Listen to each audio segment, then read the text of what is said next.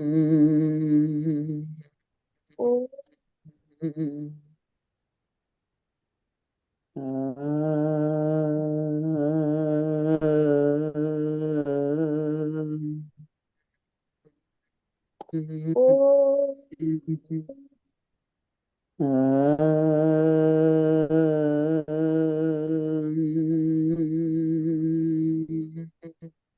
जय गुरुदेव। जय गुरुदेव जी। जय गुरुदेव, जय जय गुरुदेव। गुरुदेव, लक्ष्य जी, जय गुरुदेव। अब हम कृष्ण वंदना के साथ शुरू करेंगे। वसुदेव सुतं देवम कंस चाणूरमर्दनम देवकी परमानंदम कृष्णं वंदे जगद्गुरु। यदा यदा हि धर्मस्य ग्लानिर्भवति भारत अभ्युत्थानं धर्मस्य तदात्मानं सृजाम्यहम्। जय गुरुदेव। जय गुरुदेव। बहुत आशीर्वाद, बहुत अच्छे से, सुंदर। धन्यवाद। बहुत सुंदर तरीके से, बिल्कुल जो है, कहीं भी कोई उच्चारण में मिस्टेक नहीं किया आपने। बहुत अच्छा आशीर्वाद। अब मैं श्री अनंत स्वरूप जी से निवेदन करता हूँ कि आगे का प्रोग्राम वो संभालें। जय गुरुदेव। जय गुरुदेव।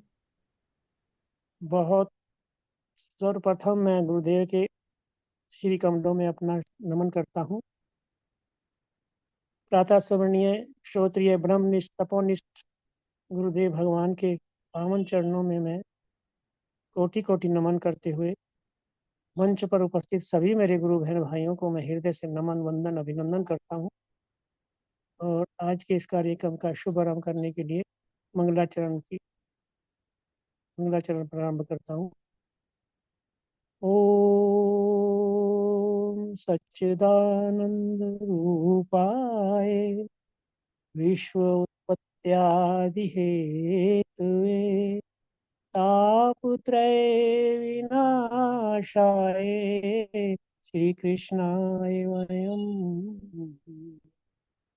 ओम ब्रह्मानंदम परम सुखदम केवलम ज्ञानमूर्तिम् द्वन्द्वातीतं गगनसदृशं तत्त्वमस्यादिलक्ष्यम् एकं नित्यं विमलाचलं सर्वधी साक्षिभूतं भावातीतं त्रिगुणरहितं सद्गुरुं तं नमामि।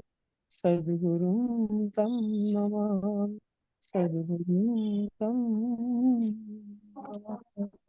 बोलिए गुरुदेव भगवान की जय, जय सच्चिदानंद भगवान की जय, जय। सनातन धर्म की जय, वृंदावन बिहारी लाल की जय। जय।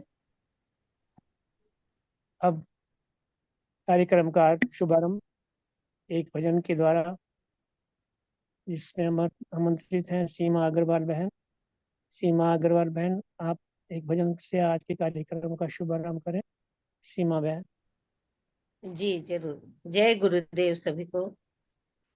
गुरुर्ब्रह्मा गुरुर्विष्णु गुरुर्देवो महेश्वरः गुरुर् साक्षात् परब्रह्म तस्मै श्री गुरुवे नमः। तस्मै श्री गुरुवे नमः। मन में राम का नाम हो और सर पे गुरु का हाथ, उसकी नाव न डूबती, ये दोनों हो साथ, ये दोनों हो साथ।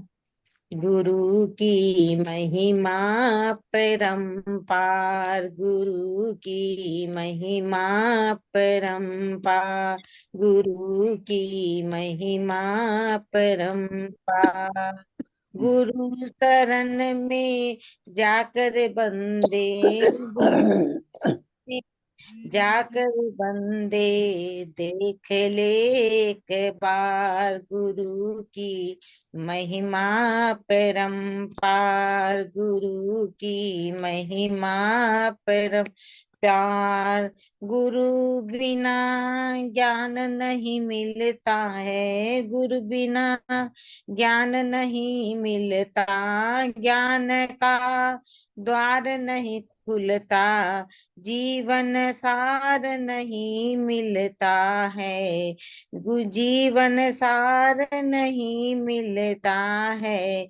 रहे सदा पशु आधार, गुरु की महिमा अपरंपार, गुरु की महिमा परंपार।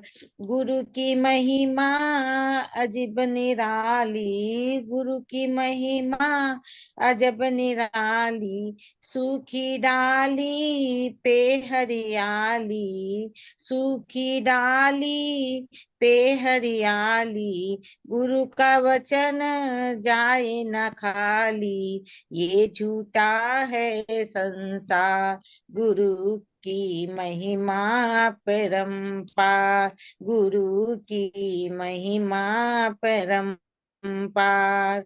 गुरु का सुमिरन कर ले बंदे, गुरु का सुमिरन कर ले बंदे, छोड़ दे ये सब काले धंधे, काम करे क्यों इतने गंदे, तेरा कैसा हो उद्धार, गुरु की महिमा परंपार, गुरु की महिमा परंपार, गुरु की महिमा परंपार।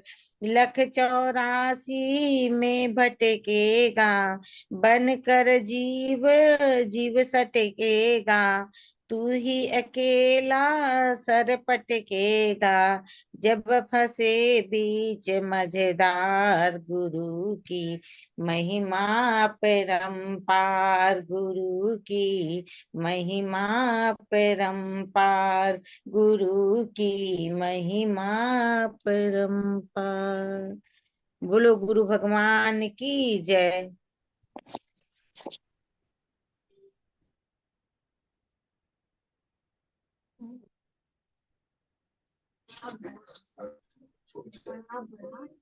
बहुत सुंदर भजन बहन, आपने बहुत ही सुंदर भजन के माध्यम से गुरु की महिमा का वर्णन किया है।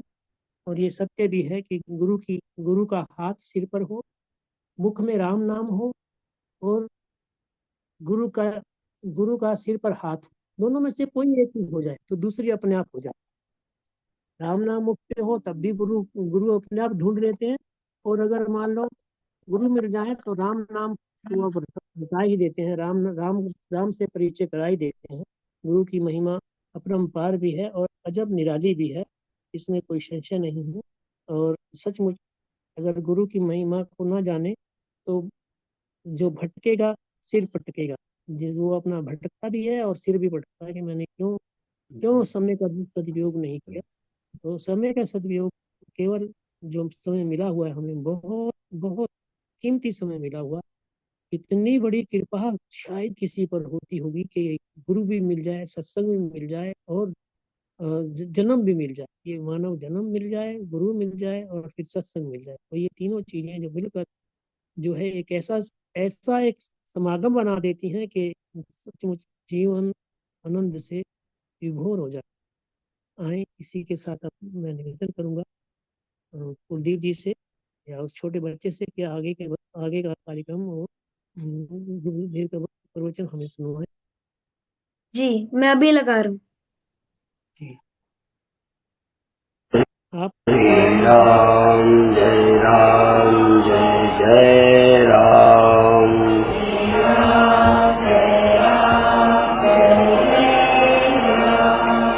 सच्चिदानंद भगवान की, सनातन धर्म की। 3 तरह के लोग हैं, यूं तो बहुत तरह के हैं पर अच्छे लोग 3 तरह के। एक अच्छे लोग वो हैं जो अच्छे कर्म करते हैं और अच्छे कर्मों के फल पाने में रुचि रखते हैं, और कुछ लोग ऐसे भी हैं जो कर्म से ही हम मुक्त हो जाएंगे ऐसा विश्वास करते हैं। ये अच्छे लोग। उससे अच्छे लोग हैं जो कर्म से मुक्त हो जाएंगे ये विश्वास तो नहीं करते, पर हम भगवान की भक्ति से मुक्त हो जाएंगे, उपासना से मुक्त हो जाएंगे, यह विश्वास करते हैं और भगवान का भजन चिंतन करते हैं। तीसरे लोग हैं जो सब कर्म कर चुके हैं पर कर्म से मुक्ति की आशा खो गई है।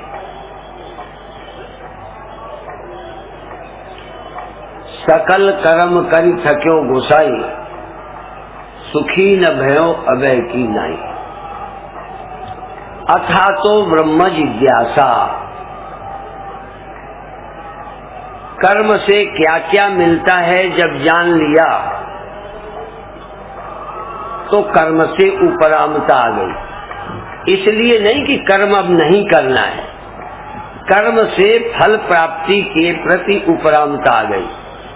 फल मेरे को मुक्त नहीं कर सकेगा, बल्कि फल आसक्ति में बांध देगा। इसलिए वैराग्य हो गया। स्वर्ग मिल सकता है कर्म से, अगला जन्म मिल सकता है कर्म से, और जो भी भोग मिलेंगे मुझे बांधेंगे ही। इसीलिए जिज्ञासा के लिए ये भी कहा है, ब्रह्मलोक लो भोग जो, चाहे सबन को त्याग, वेद अर्थ ज्ञाता मुनि कहत ताहि बैराग। वैराग्य, अभी चर्चा सुन रहे थे सिकंदर की, और कथा में पुराने पंडित ये भी सुनाते हैं कि इंद्र हो जाए तो फिर उससे आगे वो राजा हो तो महाराजा, महाराजा से चक्रवर्ती, और फिर आगे होने का लंबा काम चल पड़ता है। अर्थात कभी भी आदमी कुछ होकर तृप्त नहीं होता और किसी भी सुख से भी आदमी तृप्त नहीं होता। सुख से भी जितने सुख मिलते हैं उस सुख की वृद्धि और सुख की अनंतता। पहले तो सुख हल्का हल्का हो तो मन करेगा नहीं और ज्यादा सुख हो, ज्यादा माने गहरा। जैसे 1 रुपया या 100 रुपया, दो में देखो दोनों रुपए हैं, पर यदि मन करे कोई एक बांटता हो कोई 100, तो तुम किस लाइन में जाओगे? इसका मतलब ज्यादा। ऐसी तरह एक जगह कोई प्रेम से बातचीत करने को हो, एक जगह ब्याह के वादे हो रहे हो, गहराई। बातचीत में तुम प्रेम से रुक नहीं सकते, इसीलिए श्रवणम कीर्तनम केली प्रेक्षणम गुह्य भाषणम, ये क्रम है काम के भी और भक्ति के भी। अच्छा, भगवान की कथा सुने या भगवान मिल जाए, तुम क्या चाहोगे? कथा ही सुनते सुनते भगवान ना मिले तो तुम सुखी रहते हो? अरे कथा तो बहुत सुनी पर भगवान अभी नहीं मिले। ब्याह की बातें तो हुई, बहुत लोग देख देख के लौट भी गए, चर्चा भी हुई, तो ब्याह नहीं हो रहा। इसीलिए 3 वृत्तियां होती हैं, प्रिय, मोद, प्रमोद। जो हम चाहते हैं उसकी चर्चा भी अच्छी लगती है, उसको प्रिय कहते हैं। शादी की बात करो, तुम्हारी लड़की कुंवारी है, कोई थोड़ा चर्चा करे कि फला लड़का अच्छा है तो काफी मन खुश होगा। आप बीमार हैं, अच्छे डॉक्टर की कोई प्रशंसा करे कि वो डॉक्टर बहुत अच्छा है तो खुशी हो गई, पर अभी ठीक नहीं हुए। तो प्रिय वृत्ति, फिर मोद वृत्ति, मोद डॉक्टर मिल जाए, दवा देने लग जाए और दवा खाकर दर्द या रोग निवृत्त हो जाए। तो इसी तरह से भगवान की चर्चा प्रिय है। भगवान के प्रति प्रेम बढ़े और ध्यान में सुख लगने लग जाए, ये मोद है। और भगवान से एकाकार हो जाए, ये प्रमोद है। तो भगवत प्राप्ति, इसी तरह मुक्ति मिलेगी गंगा नहाने से। अच्छा लगता है, गंगा नहाने भी जाते, पर कितने बार नहा के आने के बाद आपको ये लगा मुक्त हो गए? ये लगा हो कि हम मुक्त हो गए, माने मुक्ति हो जाएगी, अच्छी बात है, पर अभी हुए तो नहीं। इंजेक्शन लगा है, दवा खाई है, रोग निवृत्त हो जाएगा, हम खुश भी हैं, अस्पताल में भर्ती भी हैं। पर मान लो 2, 4, 6 महीने इलाज ही चलता रहे तो कभी कभी तो आशा भी खो सकती है कि लगता है यहाँ ठीक। तो कर्म करते करते आदमी थक जाता है, जब ये लगने लगता है बात तो कुछ हुई, इतना हमने किया, भगवान के 1 किलोमीटर भी नजदीक नहीं गए। तो दूसरी बात है, प्रिय, कर्म से मुक्ति मिलेगी, पर कर्म से मुक्ति मिल गई है ऐसा कहने वाला हमें नहीं मिला। और भक्ति से भगवान मिलते हैं, अपनी शरण ले लेते हैं, पर विवेकहीन भक्त ये दावे से नहीं कह सकता कि मुझे भगवान मिले, और यदि मिल गए होंगे तो मेरे पास रहते हैं, मैं अंग संग हूं, ऐसा दावे से एक भक्त भी नहीं कह सकता। तीसरा मार्ग है ज्ञान। और भागवत की कथा में अभी अभी सुन रहे थे कि ज्ञान और वैराग्य तो जर्जर हो गए, भक्ति जवान है, माता जवान है, बेटे बूढ़े। ऐसा ही प्राय आदमी का वैराग्य और ज्ञान तो मर ही गया है। ज्ञान और वैराग्य है ही नहीं, वैराग्य नहीं है, भोगों से, प्रतिष्ठा से, पदों से वही लगा है मन, बल्कि भगवान का भी सहारा धन के लिए ले रहा है। यदि भगवान के मंदिरों में चढ़ौती न होती तो पुजारी न मिलते। भगवान भी कई गरीब है, जिसमें जायदाद नहीं लगी ना, साधु ही गरीब अमीर नहीं होते, हमारे तो भगवान भी। और अमेरिका में तो और छोड़ो, कई भगवान के मंदिर भी अभी कर्ज पर है, वहाँ सब कुछ लोन से मिल जाता है, मकान ले लो, कार ले लो, तो मंदिर भी बन जाते हैं, उनको देना पड़ता है। तो जिंदगी में प्रिय मोद प्रमोद जैसे मिल गया। और तो तुम नहीं जानते, चलो स्त्री पुरुष ही जानते हो, मिलना, ब्याह होना, बातचीत होना और उसका सुख लेना, भले टिकता नहीं, हानि होती है, वो दूसरा विषय है, पर एक गहराई स्त्री की बस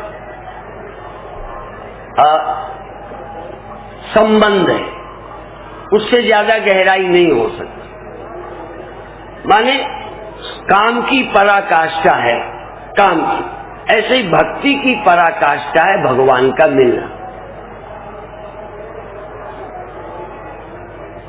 यदि चर्चा ही सुने, मिलने का एहसास न हो, तो कोई भाग्यशाली भगवान की प्राप्ति का सुख अनुभव करते, पर कमी रह जाती है वही पति पत्नी जैसी। कभी कभी मिलते हैं, दिखते हैं, पूरा मन सदा नहीं लगता, सदा भगवान नहीं रहते, ये समस्या वहां भी रहती है। कभी कभी भगवान रहे भी तो हमारा मन ही सो जाएगा, कहाँ रहेगा, तीसरा है मार्ग ज्ञान का। भगवान क्या है उसका ज्ञान। इसलिए तद विज्ञानार्थम परीक्ष लोकान कर्मचितान ब्राह्मणों निर्वेद मायान। ये वेद कहता है, उपनिषद कहता है कि सब काम करो। अभी ये भी कहा था ऋतंबरा जी ने कथा के दौरान कि सन्यास क्या है। सन्यास धीरे धीरे सहज आ जाता है, वैराग्य भी आता है। भाषण सहयोगी है, उसमें मदद करते हैं। धीरे धीरे समझ बढ़ती है, आदमी स्वीकार करता है। तो बड़े भाग्यशाली हैं आप कि उपनिषद ने तो कहा तुमने जो कर्म किए हैं परीक्ष लोकान कर्मचितान। कर्म से प्राप्त तो क्या क्या हो सकता है।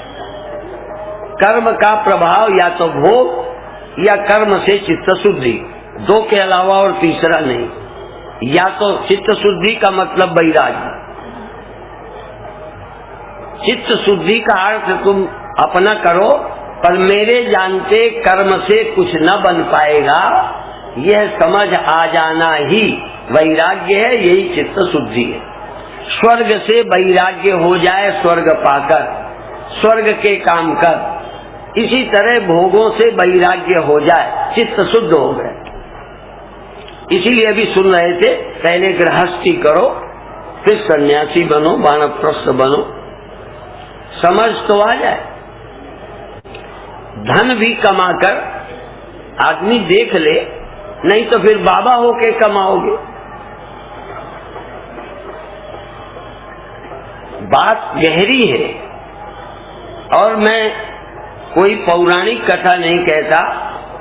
उत्तर प्रदेश के एक छोटे से गांव में था, एक युवक आया जो नया साधु बना था। उम्र देख कर मैंने पूछा कैसे आए। कहने मैंने सुना था कि यहाँ भंडारा है। मैंने कहा कितने दिन साधु हुए। कहने लगे 6 महीने। क्यों निकले थे? भगवान पाने के लिए। ने कहा यहाँ क्यों आए? भंडारा सुनकर। अब देखो, गृहस्थ खा के सुनने आएगा, बात समझे? गृहस्थ अपने घर में खाएगा, कथा सुनने आएगा। अब साधु कथा सुने तो कहाँ खाएगा? उसे खाना तो जाना ही पड़ेगा। अब मान लो 4-5 दिन यहीं रहो, खाना बंद कर दिया जाए तो कब तक कथा सुनोगे? तो हमको संसार की चीजों की जरूरत पड़ती है, पर जरूरत वाली चीजें अलग है। पर बड़े होने को धन चाहिए, बड़े होने को पद चाहिए। तो अब बड़े होने में लगे रहोगे कि भगवान पाने में लगोगे? अपनी मेहनत को कसो, समझ को कसो कि अपन सारी ताकत बड़े होने में लगा रहे या ब्रह्म पाने। या तो जो ब्रह्म को पा गए हैं वो बड़े होने में ताकत नहीं लगाते, बड़े तो हो ही जाएंगे। जो पूर्णता को प्राप्त हैं, धीरे धीरे सम्मान बढ़ता है समाज में, दानी उनको बहुत मिलते रहते हैं, बड़े बड़े काम होने लगते हैं। पर वो ये काम बड़े होने के लिए नहीं करते, तृप्ति के लिए नहीं करते। क्योंकि पदार्थ से तृप्ति किसी की जब भी होगी खटकता भी रहेगा। कोई ऐसा नहीं है कि पदार्थों को पाकर इतना बड़ा हो जाए जब खतरा न रहे। जो मिनिस्टर बन जाते हैं खतरा, जो राजा बन जाते हैं खतरा। इसी तरह से शरीर, जैसे शरीर क्रमशः वयसि गते का काम विकारा, जब बूढ़े हो जाएंगे, जर्जर हो जाएंगे, तब काम क्या रहेगा। इसी तरह से धीरे धीरे मन के अंदर भी जैसे शरीर में बुढ़ापा आता है, विवेकी आदमी के जीवन में सहज वैराग्य भी आता है। धीरे धीरे वो समझ बढ़ती जाती है कि कहाँ लगे हैं, कहाँ पड़े हैं, कहाँ फंसे। ऐसा व्यक्ति फिर जिज्ञासु बन जाता है। तभी मैंने कहा परीक्ष लोकान कर्मचितान ब्राह्मणों निर्वेद मायान नास्ति अकृता कृतेन तद विज्ञानार्थम सगुरुम एव अभिगच्छे। गुरु में एव अभिगच्छेत समित वाणी श्रोत्रियम ब्रह्मनिष्ठम। गुरु के ही पास जाए। जो जिज्ञासु है वो गुरु में एव अभिगच्छेत। यदि जानना है तो फिर और कहीं जाने की क्या जरूरत, गुरु के पास जाए, क्योंकि जानना है। उपासना करनी है, पूजा करनी है, स्नान करना है तो गंगा जाए, मंदिर जाए, एकांत जाए, जप करने तप करने ध्यान करने एकांत जाए। पर समझ पानी है तो गुरु के पास जाए। इसीलिए एक में ध्यान, एक में ध्यान, दो में ज्ञान, ये कहावत है। दो में ज्ञान अर्थात गुरु और शिष्य, अर्जुन और कृष्ण, सुखदेव और परीक्षित, अर्थात दो में ज्ञान। जिज्ञासु अपने दिल की बात पूछे, गुरु बताए। तो आप जानना चाहें तो गुरु ही जना पाएगा। यद्यपि एक बात हम कहते हैं कि भीड़ में सुनो, और यदि भीड़ में कोई चीज जानने लायक है जो अभी नहीं जानने में आती, उसको अलग से पूछो। श्रोतव्यो मंतव्यो निविध्यासितव्या। तो जो परमात्मा का ज्ञान है वो मुक्त करता है। पर वैराग्यवान हो, परमात्मा की बात करोगे दिमाग में आ भी जाएगी, पर मोक्ष नहीं होगा यदि वैराग्य नहीं है। ज्ञान टिकेगा नहीं। बिना वैराग्य के, भक्ति के हृदय में ज्ञान टिकता नहीं है। बहुत लोगों को समझ है कि चोरी नहीं करनी चाहिए, बहुत लोगों को समझ है कि काम से बचना चाहिए, लेकिन नहीं बच पाते। शराब नहीं पीनी चाहिए, नहीं बच पाते। वैराग्य भी, जो सुख पाने की लालसा है वो हमें पुण्य के लिए मजबूर करती है। पर जब जान लेते हैं कितनी देर सुख रहेगा तो फिर वैराग्य हो जाता है। स्वर्ग से भी वैराग्य हो जाता है। इस लोक के सुख छोड़ो, परलोक के लिए भी वह पुण्य नहीं करता कि मुझे स्वर्ग मिले। फर्क समझ लो। दान करता है, धर्म करता है, पर वो स्वर्ग के लिए नहीं करता।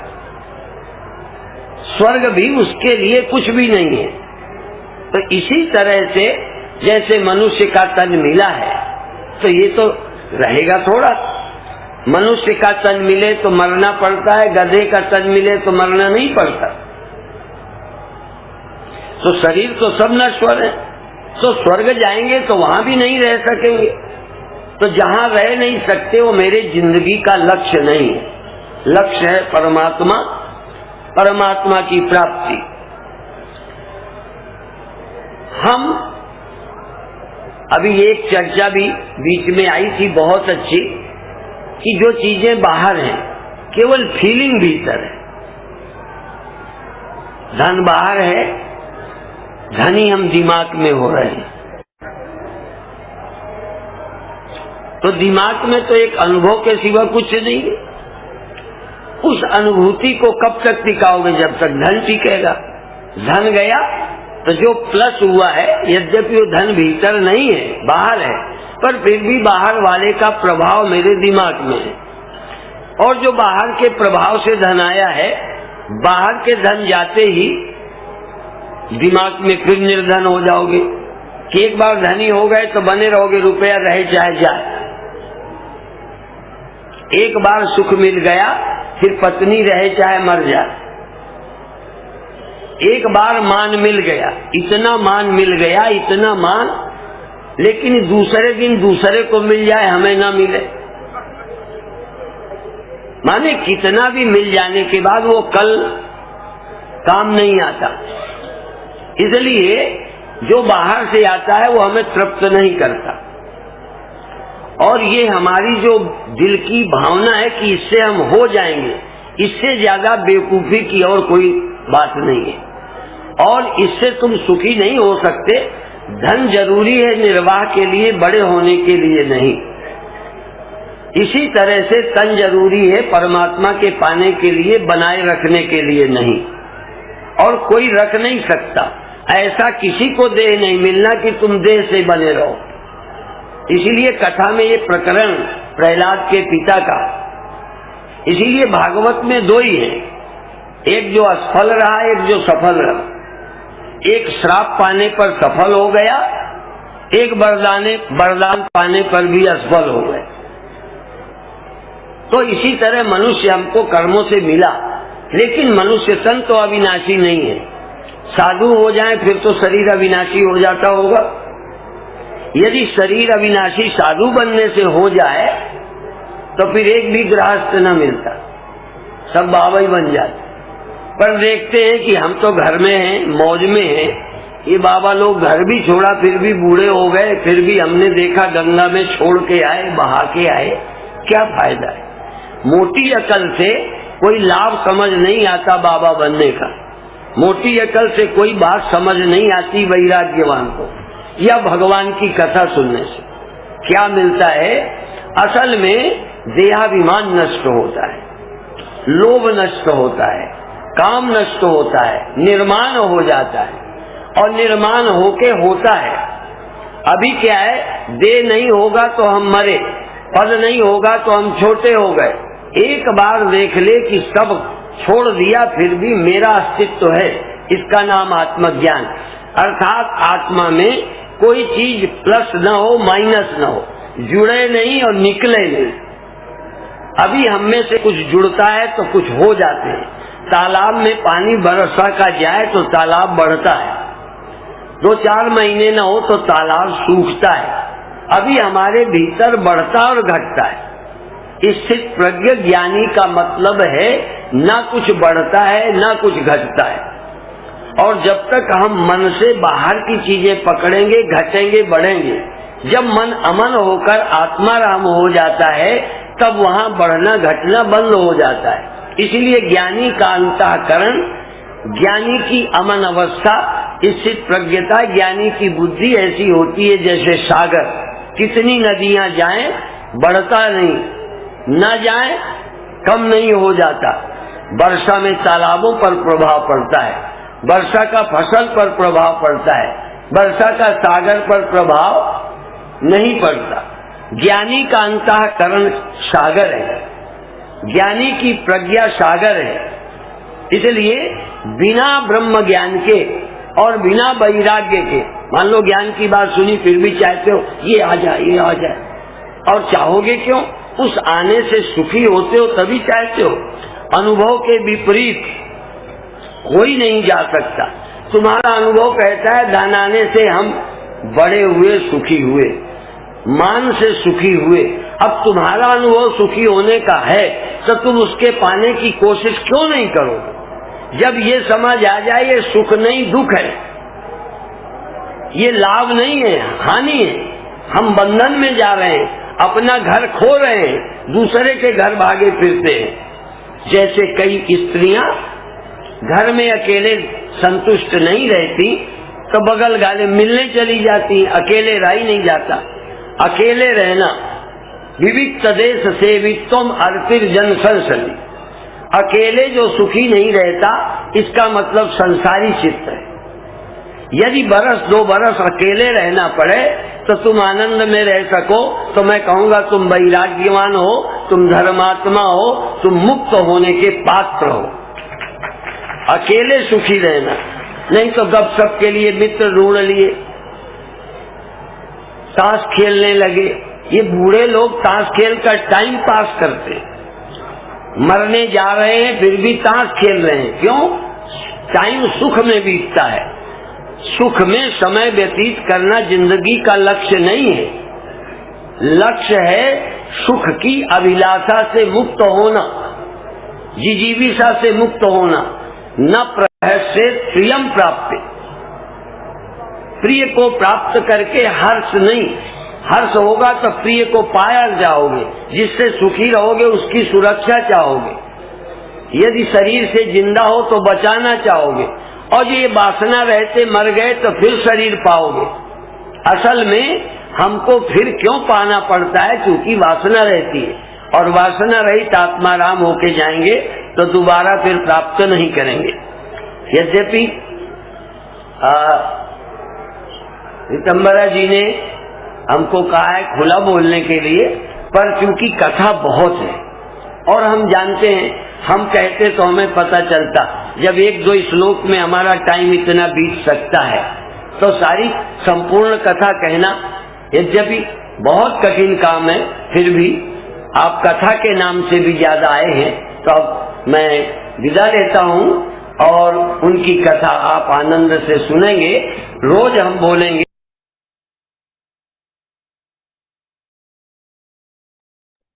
जय गुरुदेव। जय गुरुदेव, जय गुरुदेव। बहुत ही शिक्षाप्रद और आचरण में लाने वाली जो जीवन की सच्चाई है, उसको गुरुदेव भगवान ने अपने प्रवचन के माध्यम से हमें प्रस्तुत किया है, अवेयर किया है, जानकार बनाया है कि जितने भी सुख हैं वो सुख दुख का कारण है, और हम सुखों की खोज में ही अपने जीवन को पूरा उतार देते हैं। गुरुदेव भगवान ने भी ये कहा, तो जो जिज्ञासु है, जो उपासना करने वाले हैं, अच्छे कर्म करने वाले हैं, वो गंगा नहाकर पुण्य कमाते हैं, कुछ उपासना करके भक्ति करते हैं, ये अच्छा है। पर अगर मान लो मुक्ति चाहिए तो श्रोत्रिय, यहाँ भी गुरुदेव ने कहा श्रोत्रिय ब्रह्मनिष्ठ गुरु के पास जाना जरूरी है। गुरु श्रोत्रिय और ब्रह्मनिष्ठ दोनों क्वालिटी जिसमें हो, ऐसे गुरु की अपेक्षा की जा सकती है जो सचमुच जीव को मुक्त कर सकता है जी। इसी क्योंकि अभी अभिव्यक्ति देनी है हमारे राम अवतार गुप्ता जी ने, तो पूर्ण विश्लेषण उन्हीं से निवेदन करेंगे कि आज के प्रवचन का पूरा विश्लेषण आज अभिव्यक्ति में प्रदान करें। श्री राम अवतार गुप्ता जी। जय गुरुदेव स्वामी जी, बहुत बहुत धन्यवाद, बहुत आभार आपका। मेरी आवाज ठीक आ रही है? जी आ रही है, ठीक आ रही है जी, धन्यवाद। आज गुरुदेव भगवान ने बहुत उत्तमता से, बहुत कम समय में, लेकिन बहुत अच्छा विवेचन तत्व ज्ञान का और तत्व ज्ञान के साधन, उसके खतरों का, उसके लिए क्या सावधानियां बरतनी चाहिए, कहाँ कहाँ पिटफॉल्स हो सकते हैं, इन सब पर बहुत सुंदर ध्यान आकर्षित किया है और उनके सभी बिंदुओं की बहुत सुंदर व्याख्या भी गुरुदेव ने की है। सर्वप्रथम कहते हैं कि जो अच्छे लोग हैं, जिन्हें अच्छे कहा जाता है समाज में, वो भी 3 प्रकार के हैं। पहले वो हैं जो अच्छे कर्म करते हैं और उनके फल के वो आकांक्षी हैं, फल प्राप्ति की आशा से ही कार्य करते हैं वो अच्छे, जैसे दान देते हैं, परोपकार करते हैं, लोगों की मदद करते हैं, दान देते हैं, वो इसी आशा से कि हमें पुण्य मिलेगा, इसका उत्तम फल मिलेगा, हमें उसके परिणाम स्वरूप हम जीवन में सुखी होंगे, हमारा परिवार सुखी होगा। दूसरे अच्छे कर्म करने वाले व्यक्ति, अच्छे लोगों के ही 3 प्रकार बताएं गुरुदेव ने।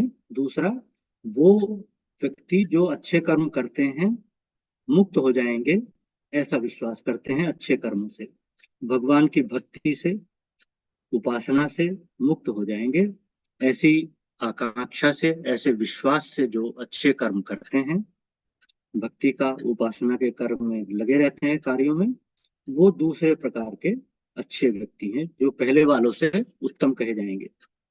और तीसरे प्रकार के अच्छे व्यक्ति वो हैं जो सब प्रकार के सत्कर्म करते हुए, अच्छे कर्मों को करते करते कर्म से मुक्ति की आशा जिनकी खो गई है, उनको अब ये लगने लगा है कि कर्मों के फल से पुण्य मिलेगा, वो भी क्षीण हो जाता है, क्षय हो जाता है उसका भी, और उसका कोई ऐसा दीर्घगामी या दीर्घ फल नहीं है कि जो सदैव के लिए रह सके। तो उनमें फिर कर्मों के प्रति, सत्कर्मों के प्रति भी उपरामता आ जाती है, वैराग्य हो जाता है। उदाहरण दिया रामचरितमानस की चौपाई का, सकल कर्म कर थकऊं गोसाई, सुखी न भयऊं अबहि की नाई। अथा तो ब्रह्म जिज्ञासा, यहाँ से ब्रह्म को जानने की जिज्ञासा प्रारंभ होती है, और वो ऐसे व्यक्ति, ऐसे अच्छे व्यक्ति जिज्ञासु हो जाते हैं। वो ये समझ जाते हैं कि फल मुझे मुक्त नहीं कर सकेगा, इसलिए उपरामता आ जाती है, और वो जान लेते हैं कि फल भोग भी मुझको बांधेंगे ही। और ये सत्य भी है कि सुख से कभी भी तृप्ति संभव नहीं है। यहाँ गुरुदेव ने श्रृंगार रस की भक्ति से तुलना की कि श्रृंगार रस में भी श्रवणम से गुह्य भाषणम तक की वर्गीकरण है, क्लासिफिकेशन है, और भक्ति में भी श्रवणम से आत्मनिवेदनम तक की वर्गीकरण है। 3 प्रकार की वृत्तियां भक्ति में गुरुदेव ने यहाँ बताई। प्रियम, मोदम, प्रमोदम। प्रिय, मोद, प्रमोद। प्रिय का तात्पर्य है कि शादी करनी है किसी की, हमें अपने बच्चे की, तो कहीं से हमें कोई प्रपोजल मिलता है, प्रस्ताव मिलता है, बात चलती है। उसी प्रकार जैसे इलाज के लिए कहीं डॉक्टर के बारे में सुनते हैं कि उस डॉक्टर का बहुत अच्छा ज्ञान है, बहुत अच्छा वो इलाज करते हैं। ये पहली स्थिति हुई भक्ति में प्राप्ति की, प्रिय। दूसरी मोद, जिसमें जैसे ध्यान, तो ध्यान से सुख मिलने लगा। जैसे डॉक्टर से दवा मिल गई और दवा हमने खा भी ली, लेकिन अभी ठीक होना बाकी है। तीसरी स्थिति है प्रमोद, यानी कि आनंद प्राप्ति की स्थिति। यह वैवाहिक जीवन में, डॉक्टर से इलाज में और भक्ति में, सभी में एक प्रकार से उपलब्ध है। भगवत प्राप्ति के संदर्भ में मुख्यतया इसे भगवत प्राप्ति कहेंगे, भगवान से एकाकार होना कहेंगे। भगवान भक्ति से मिलते हैं, परंतु वो अविवेकी भक्त को नहीं मिलते। जो विवेकवान नहीं है, जिसको नित्यानित्य विवेक नहीं है लेकिन भक्ति करता है, तो उसको भगवान प्राप्ति मुश्किल होती है। लेकिन यदि कोई विवेकवान है और वो भक्ति करता है तो भगवान का सानिध्य उसे मिलता है। यद्यपि वो सानिध्य भी स्थायी नहीं होता, ऐसा नहीं होता कि सदैव भगवान प्राप्ति की उनको अनुभूति होती रहे, ऐसा नहीं होता। यहाँ तक के गुरुदेव भगवान ने बताया, उनसे पहले जिन किन्हीं का भी प्रवचन हुआ होगा कि अभी अभी कथा में सुन रहे थे कि ज्ञान और वैराग्य ये तो जवान हैं, माता भक्ति बूढ़ी जर्जर है। अर्थात कि वैराग्य तो जैसे मर ही गया है, वैराग्य आजकल लोगों में है ही नहीं जैसे, लेकिन भक्ति करते हैं जिसका कोई फल नहीं मिल नहीं पाता, और जो लक्ष्य है वो दूर से दूर ही होता चला जाता है। भगवान का सहारा भी धन के लिए ले रहे हैं, भगवान को भी इसलिए भक्ति करते हैं कि हम और सुखी हो जाएंगे और संपत्ति हमारे पास आ जाएगी। यहाँ तक कि कई जगह भगवान भी हमारे गरीब हैं। ऐसे मंदिर हैं कि जिनमें बहुत संपत्ति है तो उनको अमीर समझा जाता है, उन भगवान को भी बड़े भगवान माना जाता है। और जहाँ कोई संपत्ति नहीं है मंदिरों के पास, उनको निर्धन समझा जाता है। गुरुदेव ने ये भी जताया कि यदि मंदिरों में चढ़ावा ना होता तो भगवान के लिए पुजारी ढूंढने भी मुश्किल हो जाते। और ये भी बताया कि विदेशों में तो मंदिर कर्ज लेकर भी बने होते हैं, वहां जो कुछ भी चढ़ावा आता है उसी में से उनके कर्जे की किस्त भी दी जाती है। ऐसी मंदिर बनाने की परंपरा अपने देश में नहीं है। गुरुदेव कहते हैं कि और आध्यात्मिक सुख को जानते हो या न जानते हो, लेकिन शादी के विषय में तो आप लोग जानते ही हैं कि मिलना, बात होना और शादी हो जाना, फिर स्त्री से संबंध हो जाना, इसको काम की पराकाष्ठा कह सकते हैं। उसी प्रकार भक्ति की पराकाष्ठा को भी गुरुदेव भगवान ने वर्णन किया कि भगवान का मिलना उसकी पराकाष्ठा है। कभी कभी मिलते हैं भगवान, पूरा मन सदा उनका भी नहीं लगता। जो ये दावा करते हैं कि हमने भगवान को पा लिया है, वो भी शिकायत करते हैं कि सदा भगवान नहीं रहते, और कुछ नहीं होगा तो मन सो जाता है, मन को सोने से नहीं रोक सकते। गुरुदेव कहते हैं कि तीसरा मार्ग, पहले 2 हैं ज्ञान, कर्म और भक्ति, और तीसरा मार्ग ज्ञान का।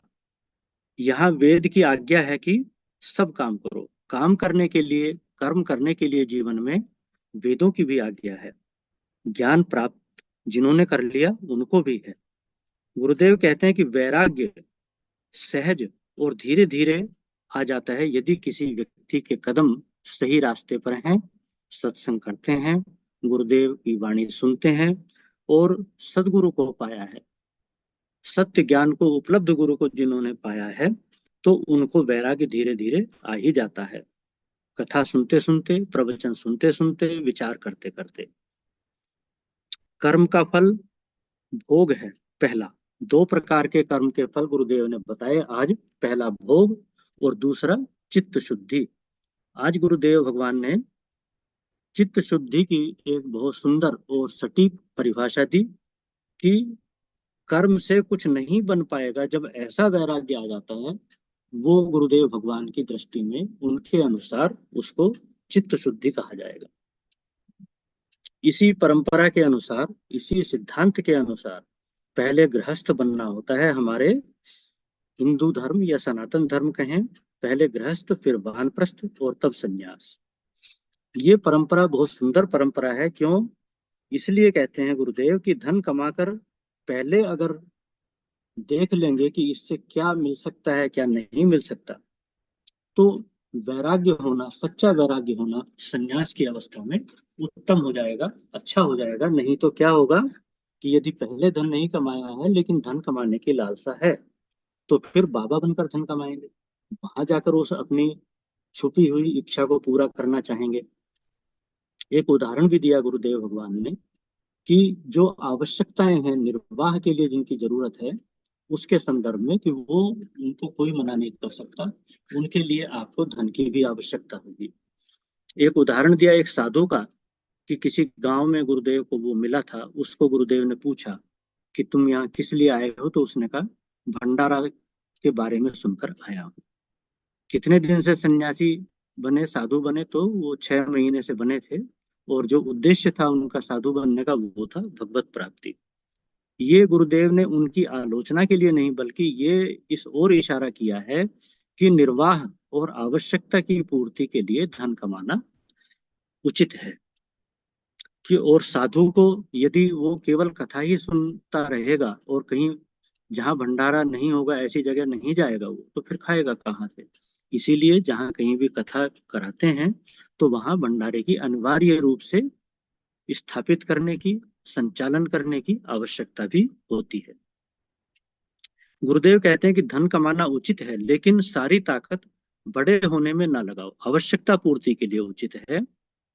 जो ज्ञान को उपलब्ध हैं, ब्रह्म ज्ञान को उपलब्ध हैं, उनको बड़े बनने के लिए कोई कर्म नहीं करना होता। वे सहज कर्म करते हुए ही बड़े हो जाएंगे। क्यों? क्योंकि उनको उतने दानी मिल जाएंगे, उनकी उतनी यश हो जाएगा, और फिर वो जो उनके पास उतना दान आएगा या सहायता आएगी, उससे वो बड़े बड़े कर्म कर पाएंगे।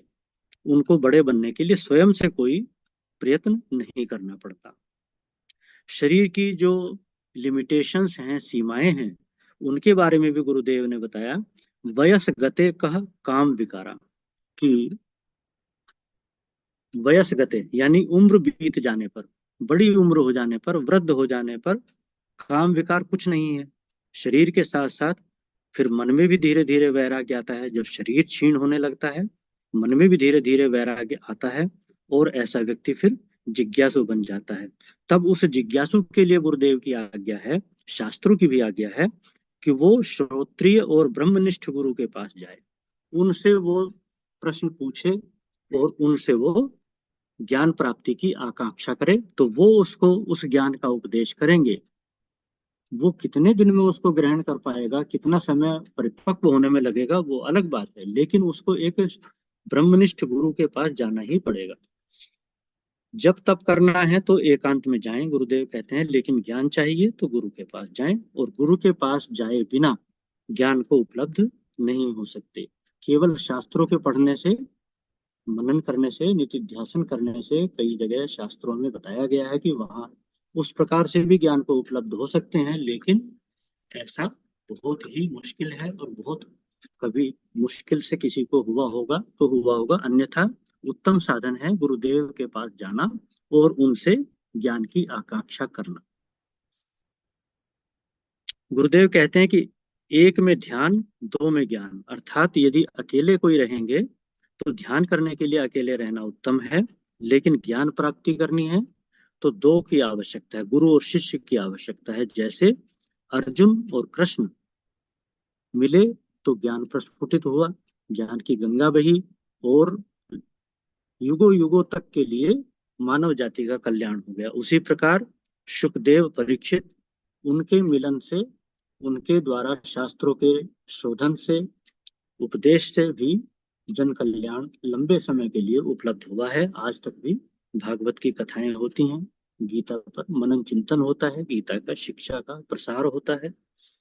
गुरुदेव कहते हैं कि हम कहते हैं कि भीड़ में सुनो, जहां कहीं कथा हो रही है, प्रवचन हो रहा है, भीड़ में बैठकर सुनो, लेकिन उसमें यदि कोई जानने लायक तत्व की बात लगती है तो उसे अलग से पूछो, अलग से उसकी जानकारी लो प्रवचन करने वाले सदगुरुदेव से। श्रोतव्यो मंतव्यो निदितास्तव्य, अर्थात सुनो, फिर उस पर मनन करो, और फिर उसको याद कर करके क्या सुना था, क्या विचार किया था, उस पर बार बार मनन चिंतन करेंगे तो जो छुपे हुए तत्व हैं ज्ञान के, वो प्रकट होते हैं।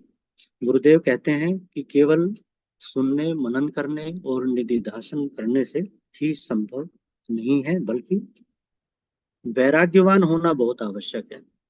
वैराग्यवान होंगे तो ज्ञान टिकेगा, नहीं तो ज्ञान छू कर निकल जाएगा, रुकेगा नहीं, ग्रहण नहीं कर पाएंगे, स्थिर नहीं हो पाएगा ज्ञान। और वैराग्यवान होंगे तो ज्ञान टिकेगा और मुक्त हो जाओगे। गुरुदेव कहते हैं कि बहुत से लोग हैं जिन्हें दुर्गुणों के विषय में ज्ञान है कि शराब पीना बुरी बात है, आवश्यकता से अधिक लालच करना, चोरी करना बहुत बुरी बात है, किसी के हक का पैसा रखना बुरी बात है, काम का अनावश्यक नैतिकता के विरुद्ध सेवन त्याज्य है, लेकिन बच नहीं पाते। इसी प्रकार पुण्यों से भी सुख की लालसा रहती है, इसलिए पुण्य कर्मों में भी प्रवृत्त होते हैं। किंतु जब ज्ञान हो जाता है, जान जाते हैं कि पुण्य का फल भी नश्वर है, तब वैराग्य दृढ़ हो जाता है। गुरुदेव कहते हैं कि मनुष्य तन पाना केवल इस बात की गारंटी नहीं है कि आपको विनाश का सामना नहीं करना पड़ेगा, इस संसार से जाना नहीं पड़ेगा। ना ही पुण्य के द्वारा आप शरीर को टिका सकते हैं, न वो टिक सकता है, और ना ही साधु बनकर आप शरीर को टिका सकते हैं। यदि ऐसा होता कि साधु बनने से शरीर नष्ट नहीं होता, जीवन अक्षय हो जाता, तो कोई गृहस्थी रहता ही नहीं, सभी साधु बनने चले आते। लेकिन देखते हैं कि जो साधु रहते हैं वो भी उसी प्रकार मृत्यु को प्राप्त होते हैं जैसे अन्य मनुष्य होते हैं, जैसे पशु पक्षी होते हैं। इसलिए मनुष्य का तन नाशवान कहा गया है तो वो ठीक ही कहा गया है। वैराग्य से भी तन स्थिर नहीं होता, मान पाने की इच्छा चली जाती है। वास्तव में बाबा बनने से या सन्यासी होने से लाभ क्या क्या होते हैं? गुरुदेव कहते हैं मान पाने की इच्छा जाती है, मोह नष्ट होता है, लोभ नष्ट होता है, काम नष्ट होता है। और ज्ञानी होने का तात्पर्य है कि मुझ में धन मान कुछ भी जुड़े मैं नहीं बढ़ता। ज्ञानी समुद्र की तरह हो जाता है। गुरुदेव कहते हैं कि ज्ञानी की अवस्था जैसे समुद्र होता है, वो न बारिश से उफनता है, बढ़ता है, ना नदियों के उसमें समाने से बढ़ता है, ना ही नदियां अगर उसमें ना बढ़े, किसी मौसम में ना गिरे, तो वो घटता भी नहीं है। उसी प्रकार ज्ञानी समुद्र उसके समान हो जाता है। उसके ज्ञानी होने का तात्पर्य भी यही है, उसे ये ज्ञान हो जाता है कि मुझ में कुछ बढ़ नहीं सकता, मेरे पास धन संपत्ति आने से, मान मिलने से मैं बढ़ता नहीं हूँ, और इनके ना मिलने से या चले जाने से घटता नहीं। लेकिन यदि ऐसा होता है किसी व्यक्ति को कि वो अपने आप को ज्ञानी तो समझता है, लेकिन अगर उसको मान नहीं मिले तो वो दुखी हो जाता है, या जिस दिन मान मिले उस दिन बहुत प्रसन्न रहता है, दूसरे को मान मिले तो दुखी हो जाता है। तो उसको स्वयं ही जान जाना चाहिए कि मैं ज्ञानी अपने आप को झूठा समझ रहा हूँ, वास्तव में मैं ज्ञानी नहीं हूँ। ज्ञानी होने का लक्षण है, गुरुदेव ने बताया, जब मन अमन होकर आत्माराम हो जाता है, फिर उसमें ना कुछ बढ़ता है ना कुछ घटता है। और दूसरा एक लक्षण बताया उत्तम व्यक्ति का, जो अकेले रहकर सुख से जीवन यापन कर सकता है, जिनको सदा संगति में रहना दूसरों की अच्छा लगता है। यहाँ तक कि कई वृद्ध लोग भी ताश खेलकर समय बिताते हैं, यद्यपि उनकी देहावसान का या जीवन के पूरे हो जाने का समय अति निकट है, लेकिन फिर भी उनकी रुचि समय को व्यर्थ गंवाने में है, तो ऐसे लोगों का चित्त संसारी चित्त कहा जाएगा। वो ज्ञान को उपलब्ध होने के व्यक्ति के लक्षण नहीं है। ज्ञान को उपलब्ध होने के लिए गुरुदेव कहते हैं कि यदि कोई व्यक्ति को लंबे समय तक अकेले रहना पड़े तो वो सुख पूर्वक रह सके, तो गुरुदेव कहते हैं कि तुम फिर आत्मज्ञान के पात्र हो। अकेले रहने में कोई परेशानी अनुभव ना करे, सुख पूर्वक रह सके, वो व्यक्ति वैराग्यवान है। लक्ष्य समय बिताना नहीं है। सुख या खेल या धन की प्राप्ति में लगे रहना क्यों लोगों को प्रिय होता है वृद्धावस्था को प्राप्त होने पर भी? क्योंकि उसमें समय बिताना आसान होता है, जबकि हमारे एक ज्ञानी का लक्ष्य या एक जिज्ञासु का लक्ष्य समय बिताना नहीं है, सुख की इच्छा से मुक्त होना उसका लक्ष्य है, कि सुख की कोई इच्छा ही न बचे। प्रिय को प्राप्त करके हर्ष नहीं, जिसको होता वो सच्चा जिज्ञासु है। ज्ञानी को लक्ष्य है वासना का क्षय, कि वासना का क्षय हो, जिससे दोबारा जन्म नहीं लेना पड़े। नहीं तो क्या होगा, वासनाएं एकत्रित हो जाएंगी, जुड़ी रहेंगी, और जब भी कभी शरीर पूरा होगा उन वासनाओं के साथ सूक्ष्म शरीर इस शरीर को छोड़कर जाएगा, जो पुनर्जन्म का कारण बनेगा, और दुखी या सुखी दूसरे जीवन में उसका जीवन कैसा होगा वो भी उन्हीं वासनाओं के ऊपर निर्भर होगा। इसलिए एक जिज्ञासु का लक्ष्य है वासनाओं का क्षय, और उसी के लिए उसको आवश्यक है कि वो किसी श्रोत्रिय ब्रह्मनिष्ठ गुरु की शरण में जाए। समित पाणी, हाथ में समिधा लेकर कहा जाता था पूर्व काल में, ऋषियों के काल में। आज के समय में कहा जा सकता है कि अत्यंत विनम्रता पूर्वक अपना सब कुछ भी देकर ज्ञान प्राप्त करने की आशा से जो ऐसे गुरुओं के शरण में जाता है जो श्रोत्रिय हैं, ब्रह्मनिष्ठ हैं, जैसे हमारे सतगुरुदेव हैं, तो और वो वैराग्यवान है। जो ज्ञान की बात बताई जाती है, जो उपदेश दिया जाता है, उस पर मनन चिंतन करता है, निधिध्यासन करता है, तो ऐसे व्यक्ति का लक्ष्य की प्राप्ति करना सरल है, संभव है। और गुरुदेव के अनुसार तो गुरुदेव तो चाहते हैं कि वो कहें, और जो सुनने वाले हैं, जो प्रवचन को सुनते हैं, कथा को सुनते हैं, जिज्ञासु हैं, वो सुनते ही मुक्त हो जाए, सुनते ही उस ब्रह्म ज्ञान को उपलब्ध हो जाए। ऐसी गुरुदेव की आज्ञा है कि वो उस तत्व को, जो कि अति दुर्लभ है समझ पाना और धारण कर पाना, उसको केवल सुनकर ही जान जाए। ऐसी सुंदर भावना गुरुदेव भगवान अपने जिज्ञासुओं के प्रति, अपनी कथा को सुनने वालों के प्रति ऐसी शुभकामना भी रखते हैं, ऐसा उनका प्रयास भी रहता है। अभी कुछ ही दिन पहले की बात है, गुरुदेव भगवान ने स्वामी राम की एक बड़ी सुंदर कविता पढ़ी थी, लेकिन चूंकि वो बहुत तेजी से पढ़ी थी, मैं उसको उस समय ग्रहण नहीं कर पाया। लेकिन वो उस ब्रह्म तत्व को, जो हमारे अहम तत्व के पीछे छुपा हुआ है, उसको लक्ष्य लेकर कही गई है। बड़ी सुंदर लाइनें हैं। अब न कर पर्दा कि वो पर्दा नशी देख लिया, कि ए पर्दा नशी, अब पर्दा करने की आवश्यकता नहीं, मैंने तुम्हें देख लिया। किसको कह रहे हैं? अपने आत्म तत्व को कह रहे हैं, अपने सत्य को कह रहे हैं। अब न कर पर्दा की वो पर्दा नशी देख लिया, हमने दर पर्दा तुझे माहे जबी देख लिया। हमने तुझे बिना पर्दे के, यानी बिना अहंकार के शुद्ध रूप में देख लिया। तेरे दीदार की थी दिल में तमन्ना, तो तुझे लोग देखेंगे वहां, हमने यही देख लिया। हमारे दिल में ऐसी जिज्ञासु भावना प्रबल थी कि हमें तुझे देखना है। तो लोग तो भावना करते हैं कि मरने के बाद देखेंगे, लेकिन हमने तुझे यही देख लिया। और हम नजरबाजों से तो तू छुप न सका जाने जहां, तू जहां जाके छुपा हमने वहीं देख लिया। नजरबाजों यानी कि जो सच्चे जिज्ञासु हैं, जो सच्चे तत्व का चिंतन करने वाले हैं, उनसे तू नहीं छुप सका, और हमने तुझे वहीं जाके देख लिया जहाँ कि तू छुपा हुआ था, यानी कि तू इस झूठी मैं के पीछे छुपा हुआ था, हमने वहीं पे देख लिया। इतना ही कहकर मैं आज अपनी बात को समाप्त करूंगा।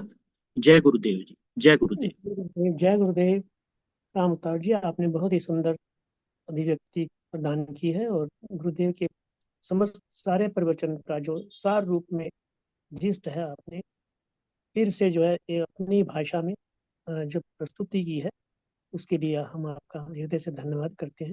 सचमुच इस तरह की अभिव्यक्ति कर पाना भी एक बहुत बड़ी उपलब्धि होती है, और यद्यपि करते करते इस तरह से करते करते जो होना शुरू हो जाता है, ये मेरा निश्चय है, ये मेरा एक्सपीरियंस है कि कुछ करते हैं तो निश्चित रूप से उसका प्रभाव भी हमारे जीवन में, हमारी बुद्धि में पड़ना शुरू हो जाता है, और जिस लक्ष्य की ओर हम अग्रसर हैं, उस लक्ष्य की ओर हमारा कदम धीरे धीरे आगे बढ़ रहा है। इससे इससे बहुत सुंदर व्याख्या जो करने की एक अभिव्यक्ति तरीका है, वो भी एक बुद्धि का ही विषय है, और इसलिए आपको जो है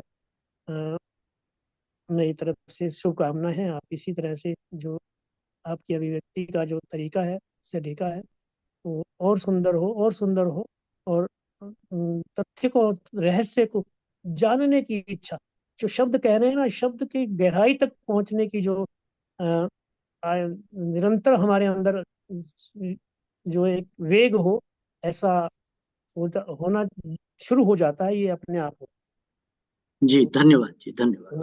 इसी के लिए समय की धारा तो आगे बहुत बढ़ चुकी है, पर मैं अभी निवेदन करना चाहूंगा कमल पांडे जी को।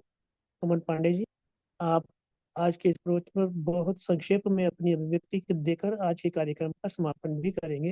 और मनन शर्मा, जो जिसने आज पूरे इस कार्यक्रम का संचालन किया, उसको बहुत सारा आशीर्वाद। मनन, मेरी बात सुन रहे हो? मनन जी जी, मैं आपकी बात सुन रहा हूँ। हाँ, बहुत सारा आशीर्वाद है मनन जी आपको। आपने बहुत ही सुंदर तरीके से जो आज के कार्यक्रम के संचालन की व्यवस्था संभाली। दादू ने आपको पूरा ट्रेंड कर दिया और आप ट्रेंड हो गए। अभी और कुछ दिन में और पूरी तरह से ट्रेंड हो जाएंगे, और दादू को कहेंगे, दादू आप देखो मुझे, और आपने बहुत कर लिया, मैं भी अच्छे से कर सकता हूँ। तो आपने जो जो ये योग्यता प्राप्त की है, उसके लिए बहुत सारा आशीर्वाद आपको। और जिस तरह, धन्यवाद।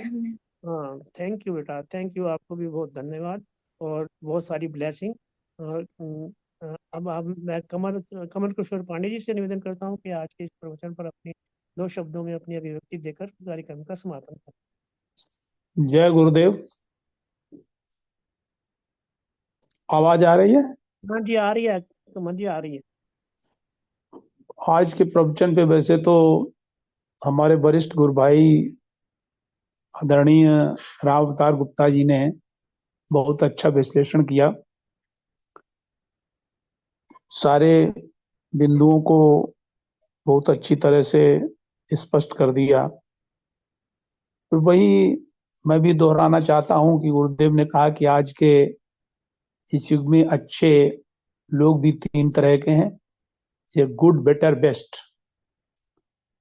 जो कर्म तो करते हैं इसलिए कि हमें जो है वो पुण्य मिलेगा, वो तो प्रथम श्रेणी में है।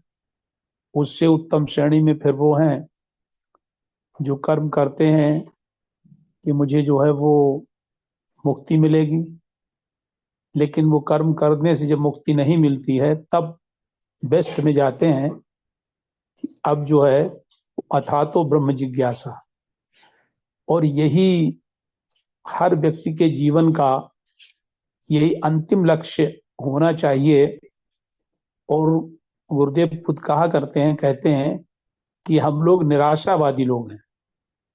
निराशावादी का अर्थ इसमें दूसरा है, ये निराशा नहीं कि हमें संसार नहीं मिला, ये निराशावादी है कि हमें संसार से कुछ मिलने वाला नहीं है। यद्यपि इतने हम आशावादी भी हैं, अगर चाहें तो पूरे संसार पर विजय कर सकते हैं। एक ब्रह्मज्ञानी इतना आशावादी होता है, लेकिन शुरुआत जहां से होती है ब्रह्मज्ञानी की, तो मतलब समाज से निराश ये है कि यहाँ हमें वो चीज नहीं मिलेगी जिसके लिए हमने संन्यास लिया है और जो हमारा जीवन का अंतिम लक्ष्य है। वो उत्तम श्रेणी में गिने जाते हैं। और इसी तरह से गुरुदेव ने और भी तमाम बातें आज हम लोगों को इस संदर्भ में बताई। और फिर गुप्ता जी ने वो भी स्वामी राम वाली जो बात बताई वो भी बहुत अच्छी थी कि गुरुदेव कहते हैं कि हमने तो यहीं तुम्हें देख लिया, और जो लोग देख पाएंगे तो देख पाएंगे कभी, मैंने तुमको यहीं पा लिया। तो गुरुदेव का आज का प्रवचन हम लोगों को रास्ता बताने वाला, जिज्ञासा प्रदान करने वाला है।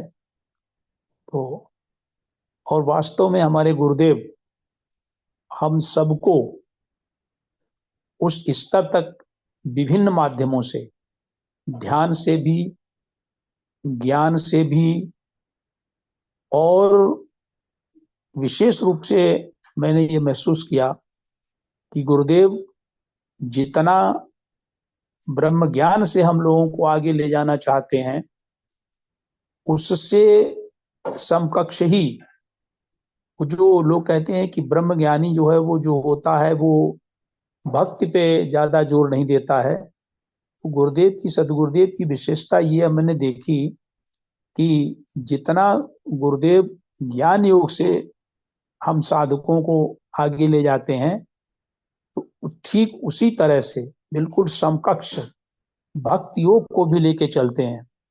क्योंकि गुरुदेव जानते हैं यार, कोई भी जो ब्रह्म ज्ञानी है या जो भक्ति योग का बहुत बड़ा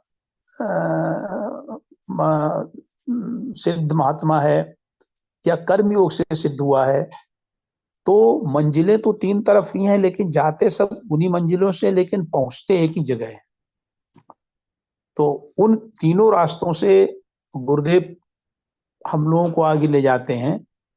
तो भक्ति में भी जब गुरुदेव उतरते हैं तो उसका भी कोई जवाब नहीं कि किस तरह से भगवान का साकार का आलिंगन करना, साकार का वंदन करना, और खुद भी करते हैं, खुद करते हैं, जिससे कि वो यद्याचरित श्रेष्ठ देव तरो जना स प्रमाणम कुरते लोकस्तदनुवर्तते। यानी यद्याचरित, यत यत, जैसा जैसा आचरण, यद्याचरित लोक तरो देवतरो जना, श्रेष्ठ देवतरो जना, श्रेष्ठ लोग जैसा जैसा आचरण इस समाज में करेंगे, उसी तरह का आचरण ये समाज देख के करने लगेगा। और इससे भी बहुत प्रेरणा मिलती है। बहुत लोग जो हैं वो ज्ञान योग के साधक तो हैं, लेकिन ज्ञान योग में थोड़ी सी रुचि नीरसता की वजह से कुछ लोगों को कम होती है, और गुरुदेव इस चीज को अच्छी तरह से समझते हैं। तो गुरुदेव जो है वो अपने अधिकांश शिष्यों को भक्ति योग के द्वारा भी वही लक्ष्य प्राप्त कराना चाहते हैं जो लक्ष्य गुरुदेव ज्ञान योग के द्वारा हम लोगों को प्राप्त कराते हैं। इन्हीं शब्दों के साथ मैं विराम लेता हूं, समय हो गया है। समापन का आदेश हुआ।